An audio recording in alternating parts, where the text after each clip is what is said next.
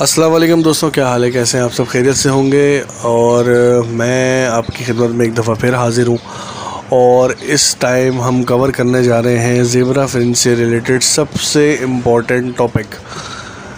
लोग बर्ड ख़रीदते हैं, उसकी इन्फॉर्मेशन नेट पे मौजूद है, क्या ख़रीदना है वो मौजूद है, कैसे रखना है वो भी आप सीख ही जाते हैं। लेकिन जो एक चीज़ है कि बर्ड के लिए आप ख़ुद ही एक वेट बन जाएं और ख़ुद ही एक डॉक्टर बन जाएं और बर्ड को उसकी मरने से पहले बचा लें, तो ये एक सबसे बड़ा आर्ट है, एक सबसे बड़ी एक एक्सपीरियंस देता है किसी भी ब्रीडर को।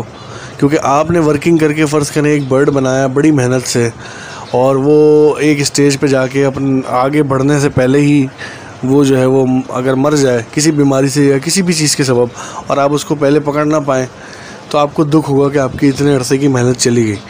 तो ये किसी भी ब्रीडर, किसी भी शेड के लिए बहुत ज़रूरी है इस चीज़ को समझना कि परिंदों की जो है वो किस तरह से देखभाल करनी है, किस तरह से बीमारी पहचाननी है, कौन सी बीमारी में कौन सी दवाइयाँ चलेंगी, और ये सारा कुछ आज हम कवर करेंगे। अभी मजा आएगा ना भिड़ो। सबसे पहले मैं आपको बताता चलूँ कि ये जो ज़ेबरा फ्रिंज है, इसके बारे में मशहूर है, बड़ी आसान है, इसको तो कोई बीमारी नहीं होती, ठीक है ना, और ये बड़ी सख्त जान है, ठीक है, ये बात बिल्कुल सही है। लेकिन कुछ बीमारियां ऐसी होती हैं जो वक्त के साथ साथ जो है वो होती रहती हैं। अच्छा, अब इसमें होता ये है कि हमें पता नहीं होता, हम बुखार में जो है वो पेट के दर्द की दवाइयाँ चला रहे होते हैं, मोशन को हम जो है वो समझ लेते हैं कि बदहज़मी हो गई है, बदहज़मी को मोशन की दवाइयाँ चला रहे होते हैं, और इस तरह से मुख्तलिफ़ चीज़ों का इलाज कर रहे होते हैं, हमें कुछ पता नहीं होता, और बर्ड इवेंचुअली अपनी दवा ना मिलने की सूरत में एक्सपायर हो जाता है। तो आज हम उन्हीं चीज़ों को कवर करते हैं। तो आइए शुरू करते हैं अब हमारा नया एपिसोड, जो कि टोटली रिलेटेड है डिजीज़, सिम्टम्स, प्रिकॉशन और क्या क्या बीमारियां इसमें आती हैं, सब कवर करेंगे हम। अब जहाँ तक बीमारियों का ताल्लुक़ है या बर्ड किसी भी फेज़ से गुज़रता है, तो ये मेरी अपनी लिस्ट बनाई हुई है। मैं जितना मालूमात इकट्ठी कर सका, मेरे पास जितनी नॉलेज है ज़ेबरा फ्रिंज की, उस हिसाब से 11 तरीक़ों की जो है वो आपने चीज़ों का ख्याल रखना है। 11 तरीक़ों की बीमारियां हैं, 11 तरीक़ों की प्रॉब्लम्स है जो आपकी बर्ड फेस करेंगी। सबसे पहले कवर करते हैं हम, नंबर 1 की तरफ बढ़ते हैं, ठीक है जी। नंबर 1 जो होता है वो इनकी जो इंटेस्टाइन होती है, बेसिकली इंटेस्टाइन में बेसिकली इन्फेक्शन जो कि कॉज करता है डायरिया को, सबसे मेजर, सबसे ज़्यादा देखा जाने वाला यही होता है, ठीक है जी। इस बीमारी में वेट लॉस होता है, बर्ड ग्रेजुअली बड़े आस्ते आस्ते जो है वो अपनी हेल्थ खोता रहता है, जो वो खाता है उसको जो है वो लगता नहीं है, ठीक है जी। इस तरीके से बर्ड का जो है वो डाउन साइजिंग होती रहती है ना। अब कॉजेज़ क्या है इसकी कॉज है 2 बेसिकली। या तो हम जहाँ से दाना ख़रीद रहे हैं वो अचानक तब्दील कर दें,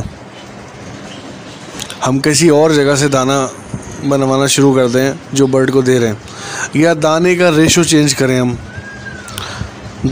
और टेम्परेचर चेंज हो जाए। जैसे अभी आप देख रहे हैं कराची में मुसलसल 1.5 महीने से सूरज नहीं निकला, ठीक है, सूरज जो है वो बड़ा कभी कभी निकल रहा है, ठीक है ना, और कंटिन्यूसली धूप नहीं है। तो इस जैसे मौसम में ये चेंज है। नॉर्मली जून जुलाई अगस्त में ऐसा नहीं होता, बारिशों का सीज़न होता है, तो ये एक वेदर चेंज की तरफ ये जो है वो ट्रिगर करता है। दूसरा जो है ना, हाइजीन, आपको अपना केज वगैरह साफ रखना पड़ता है।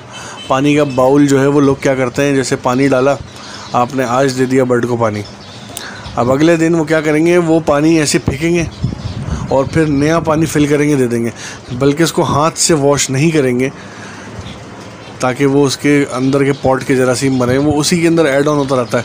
फिर एक दीवारों पे लेयर बननी शुरू करती है और उसमें फिर बैक्टीरिया बनते हैं, और फिर जो है वो ये पानी पीती है बर्ड, और फिर वो उसके इंटेस्टाइन में जाके प्रॉब्लम करता है। तो ये पहला आपका है जो इंटेस्टाइनल इन्फ्लेमेशन है, ठीक है जी। और जो कि डायरिया को कॉज करता है। ये जो है वो आपका पहला सिम्टम मैंने आपको कवर किया। पहचानते कैसे हैं आप इसको?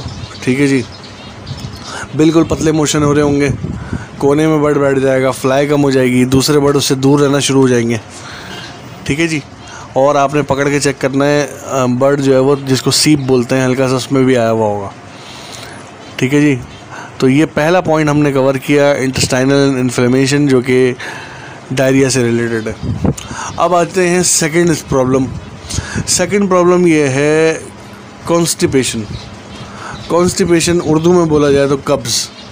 ठीक है जी, अब हमारे यहाँ 99% बड़े बड़े नामी गिरामी ब्रीडर जो है वो इसमें आइडेंटिफाई नहीं कर पाते कि भाई डायरिया हुआ है या कॉन्स्टिपेशन है।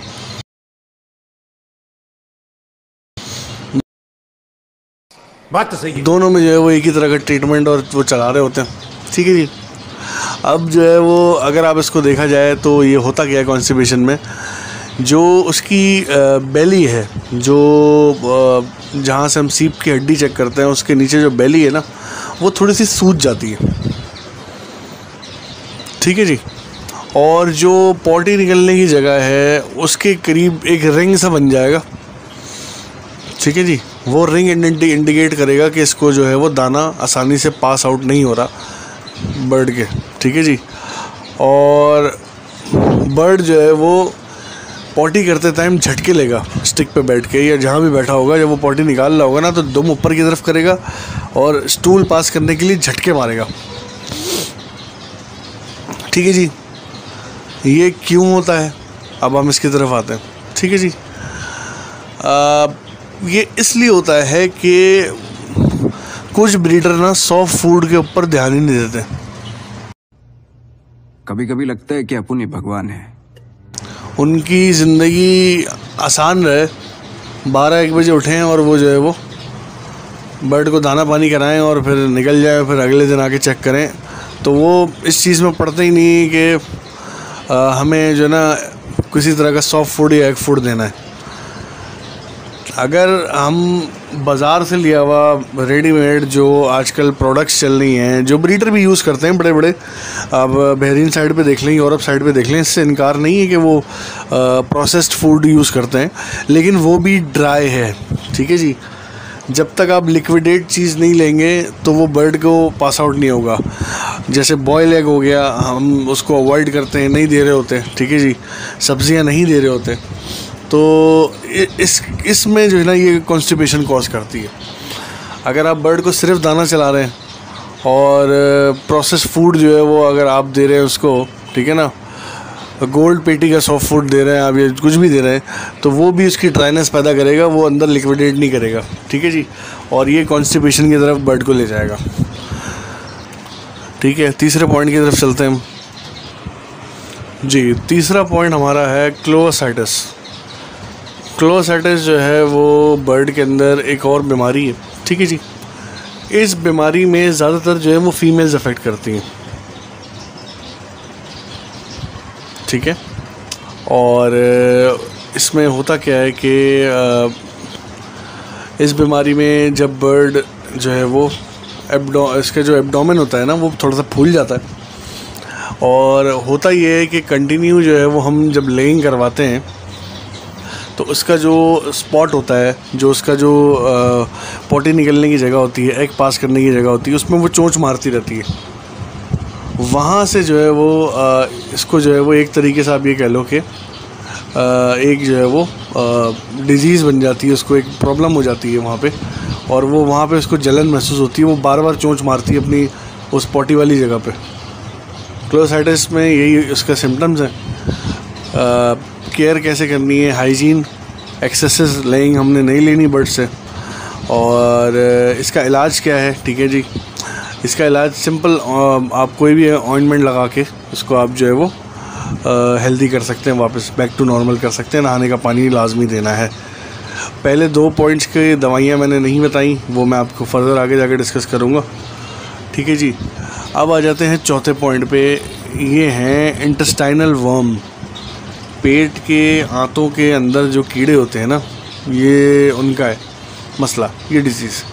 अब इस डिजीज़ में होता क्या है, वही डाउन साइजिंग, बर्ड का, परिंदे का साइज़ गिरता है, ठीक है। और सफ़ेद कलर की पॉटी होगी इसके अंदर, निशानी ये है पकड़ने की, सफ़ेद कलर की पॉटी होगी और वेट लॉस करेगा बर्ड। और इसमें जो है वो ज़ाहिरी बात है बैक्टीरिया इंटेस्टाइन में डेवलप हुए होते हैं, ठीक है। इसमें भी इसका ताल्लुक़ जो है वो हाइजीन से, क्लीनिंग से, जितना साफ़ रहेगा केज उतना बेहतर रहेगा, ठीक है जी। और इसके अंदर जो है वो आप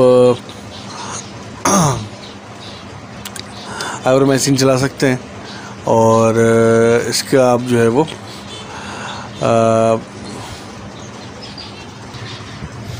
आइवोटेक आप यूज़ कर सकते हैं, ठीक है जी।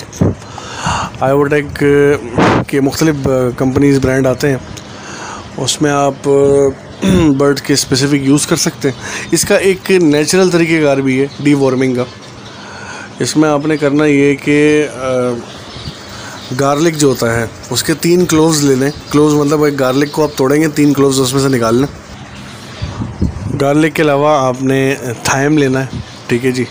पिक्चर आपको स्क्रीन पे दिख रही होगी, ठीक है जी। और सेगा लीव्स, ये क्या होती हैं मैं आपको पिक्चर में बता देता हूँ। जड़ी बूटी है बेसिकली। इसको आपने करना ये कि 1 लीटर पानी के अंदर आपने 15 दिन से 1 महीने के लिए भिगो के इसके अंदर लॉक करके रख लेना है, सूरज की रोशनी से हटा के, ठीक है। जब आप इसको सूरज की रोशनी से हटा के रखेंगे, अब आपने 1 महीने के बाद 15 दिन के बाद इसका जो है वो पानी तैयार कर लिया है आपने। अब आपके पास ये बेहतरीन चीज़ तैयार हो गई है डीवॉर्मिंग के लिए, ज़ेब्रा फिंच के लिए।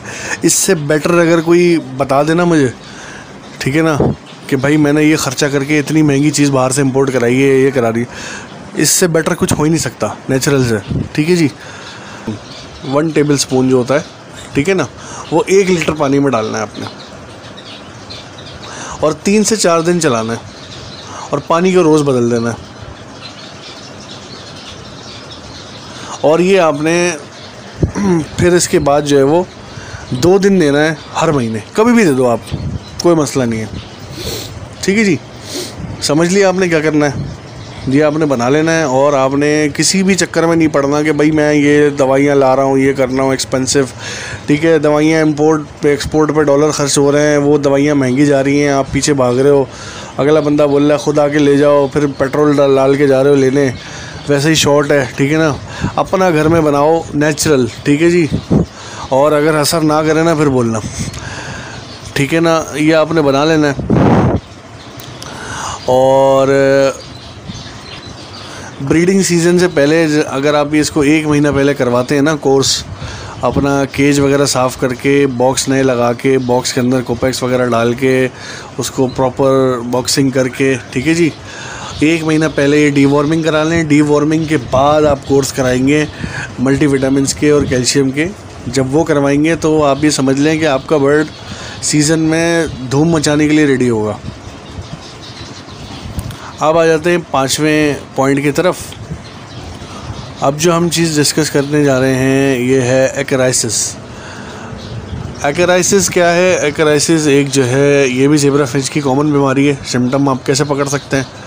वेरी क्लियर होंगे। इसके स्क्रैच कर रही होगी बर्ड, खुजा रही होगी अपने आप को, सुकून में नहीं होगी, कभी डंडी से रगड़ेगी, कभी स्टिक पे रगड़ेगी अपने आप को, उसकी इचिंग हो रही होगी पूरी बालों में ना, ठीक है। और लोग इसको समझते हैं कि ये जो है वो डीवॉर्मिंग का केस है। जिस तरह मैंने आपको पहले बताया पहले पॉइंट में, जिस तरह कॉन्स्टिपेशन और डायरिया को आइडेंटिफाई नहीं करते लोग, उसी तरह डीवॉर्मिंग के केस को और एक्राइसिस को आइडेंटिफाई नहीं कर पाते। और इसमें बर्ड जो है वो इचिंग में जाता है एक्राइसिस में, इसको बिल्कुल उसी तरह खुजली हो रही थी जैसे डीवॉर्मिंग की तरह हो रही होती है, ठीक है जी। और ये एक्सटर्नल माइट्स की वजह से होता है। वो जो चीज़ है इंटरनल माइट्स, ये एक्सटर्नल माइट्स की वजह से होता है। इसमें रेड ग्रे जो जुई होती है, जो जिसको लेस कहते हैं, लाइस कहते हैं, वो आपको दिखेगी बॉक्सेस में दिखेगी। सफाई ना होने की वजह से होता है। और ज़्यादा अगर हेयरी बर्ड है, इंग्लिश लगाए हुए, डच लगाए हुए, तो उनकी बॉडी में छुप सकता है आसानी से, तो उनके परों में भी होता है, ठीक है। तो आप ये जो मैंने आपको फर्स्ट सॉल्यूशन दिया था उसमें ही आपका काम हो जाएगा, ठीक है जी। और अगर आप उसको गार्लिक फार्मूला यूज़ करते हैं मेरा, जो मैंने बताया है, तो वो बहुत ज़बरदस्त है इसके लिए ना। अब आ जाते हैं छठे पॉइंट पे, ठीक है जी, वो है एबनॉर्मल मोल्टिंग। एबनॉर्मल मोल्टिंग भी एक डिज़ीज़ है, मतलब परिंदा सीज़न है, आउट ऑफ सीज़न है, अचानक से मोल्ड करना शुरू कर दिया। बच्चे दिए हुए हैं, पेरेंट्स अभी फीड करा रहे हैं, उनमें से एक मोल्ड पे जा रहा है बार बार, तो ये एक हेल्थ प्रॉब्लम है, ठीक है। और प्राइमरी और सेकेंडरी फेदर्स मोटे और अंदर जो बहुत ही मोटे वाले होते हैं वो पर तक लूज़ कर जाते हैं, बर्ड गंजी हो जाएगी, बाल नहीं आएंगे उसके, ठीक है जी, और नुची पिटी सी होगी। अब इसमें न्यूट्रिशन डेफिशिएंसी जो है वो आपकी है, आप कोई गड़बड़ कर रहे हो, या तो आप मल्टीविटामिन नहीं दे रहे, या आप इलेक्ट्रोलाइट पूरे नहीं कर रहे, या आप उसको जिंक नहीं दे रहे हो, या उसका आयरन शॉर्ट है, या उसका बायोटीन लो है, ठीक है जी। वो आपके केस बाय केस वेरी करता है, इसलिए देख के बताना पड़ेगा आपको बर्ड दिखाना पड़ेगा। मुझसे रेफ़र कर सकते हैं, किसी से भी रेफ़र कर सकते हैं, अगर इस काबिल समझते हैं तो मुझे दिखा दीजिएगा, मैं आपको बता दूंगा जितनी मालूमात है मेरे हिसाब से, ठीक है। इसमें डेफिशिएंसी की वजह से होता है ये, ठीक है जी। और अवॉइड कैसे कर सकते हैं, बैलेंस डाइट देनी पड़ेगी। बैलेंस डाइट क्या होती है वो भी एक टॉपिक है, डिस्कस करेंगे इसके ऊपर। और हाइजीनिक एनवायरनमेंट देना है आपको, और दूसरा ये कि मल्टीविटामिन जो है वो पानी के थ्रू देना है। अब दूसरा एक और आता है हार्मोनल। हार्मोनल क्या होता है, जेनेटिकली उसके जो है वो हार्मोन्स ऐसे डेवलप हो जाते हैं जिसका जो है वो एक तरीके से आप ये कह लो कि बर्ड बहुत टाइम ले लेगा हार्मोनल इशू को रिजॉल्व करने में। वो मुख्तलिफ सिम्टम्स दे सकता है, कभी वो गर्दन झटके मारेगा, ये एक मिर्गी नहीं है बेसिकली, ये कभी कभी ब्लड लाइन इस तरह की लग जाती हैं कि जो बच्चा आता है वो थोड़ा सा एबनॉर्मल आता है। फिर एक पॉइंट है हमारे पास एबनॉर्मल ग्रोथ जो है, जो बीक की चोंच जो है वो एबनॉर्मल तरीके से बड़ी हो जाती है। अब चोंच जो एबनॉर्मल तरीके से बड़ी हो जाती है उसका भी ताल्लुक़ जो है वो हमारी जो है वो डेफिशिएंसी से। और हम ये समझते हैं हमारे 99% ब्रीडर जो है ना, यहाँ के जो मशहूर ब्रीडर हैं, वो ये समझते हैं कैल्शियम ज़्यादा हो रहा है ना इसलिए बीक बढ़ रही है। तेरा तो गेम बजाना पड़ेगा। अरे भाई, जब बीक बढ़ती है तो उसका ताल्लुक जो आपका जो कैटल बोन है, कैल्शियम है, विटामिन है, उसके ना देने से बढ़ती है। एक्सेस हो जाए तो नहीं, उसकी वजह से नहीं बढ़ती। तो उल्टा है हमारे पाकिस्तान में ना। साले का खोपड़ी तोड़ साले का, के अलावा आपका पॉइंट रह जाता है स्ट्रेस का। कहीं से बर्ड ट्रैवल होके आया है, डिस्टर्बेंस ज़्यादा है, केज में छिपकली आती है, चूहे आते हैं, ठीक है जी, अननोन बंदों का आना जाना बहुत है, गेट के पास रखा हुआ है, नए नए लोग आए जा रहे हैं, ठीक है जी। अब वो बर्ड स्ट्रेस में भी खाना छोड़ देगा, आपको लगेगा बीमार परिंदा ले आया मैं, ठीक है ना। स्ट्रेस में वो घबरा जाता है, छोटी सी जान है, नन्ही सी, ठीक है जी। तो आपने ये सारे पॉइंट जो मैंने बताए ना, ठीक है। इसके अलावा आप देखेंगे स्क्ले लेग्स एक बीमारी है, स्क्ले लेग्स तोतों में भी होती है, कॉकटेल में भी होती है, सब में होती है। उसमें पाँव सूज जाता है और फिर रबड़ की तरह हो जाता है, फंगस लग जाता है उसके अंदर, ठीक है जी। तो हमने अभी तक यहाँ पे कोई 7 से 11 बीमारियाँ हमने डिस्कस करी हैं। और ये समझ लीजिए कि पूरे इंटरनेट पे आपको इससे कंप्लीट कोर्स अगर आपको बर्ड के हवाले से नहीं मिलेगा। अच्छा, इन सब में दवाइयाँ क्या क्या यूज़ होंगी, क्या होंगी? यूट्यूब के ऊपर इस तरह की दवाइयाँ मैं नाम मेंशन नहीं कर सकता, ना कि वॉइस में ना पिक्चर्स में, वो फिर ब्रांडिंग क्लेम्स हो जाते हैं, तो इस वजह से वीडियो जो है ना कॉपीराइट में चली जाएगी। तो मैं ये कंपनीज़ के नाम और ये सारा कुछ नहीं बता पाऊँगा। डिस्क्रिप्शन में मैंने अपना नंबर दे दिया है, आप मुझसे रब्ता कर सकते हैं और मैं आपको इस हवाले से कंप्लीट गाइडेंस दूँगा। और इन 11 के 11 पॉइंट्स के लिए क्या दवाइयाँ, क्या चीज़ यूज़ होंगी, वो मैं आपको कंप्लीट बताऊँगा। पहचानना कैसे, सबसे पहले आप ये सीखें, इन 11 चीज़ों में से आपके बर्ड को कौन सा प्रॉब्लम है ये आपने देखना पड़ेगा। तो ये मैंने आपको डिटेलिंग दी है। मिलते हैं अगली वीडियो में, और आने वाले वीडियोस को देखने के लिए चैनल को लाइक और सब्सक्राइब ज़रूर कर दीजिए। मेरे चैनल में ज़्यादा वीडियोस ग्राफिक डिज़ाइनिंग इस तरह से झुम नहीं होती, मैं बेसिक मकसद की बात करता हूँ और आप तक कोशिश करता हूँ कि मालूमात मैक्सिमम से मैक्सिमम पहुँचे। तो चलें, अगली वीडियो तक के लिए इजाज़त चाहूँगा। अल्लाह हाफ़िज़। एक तो लाइक और शेयर ठोक दीजिए, महाकाल का लाइक और शेयर ठोक दीजिए। पूरा साल मेहनत करता हूँ आपके लिए बेटा, ऐसा नहीं चलेगा, ऐसा नहीं चलेगा।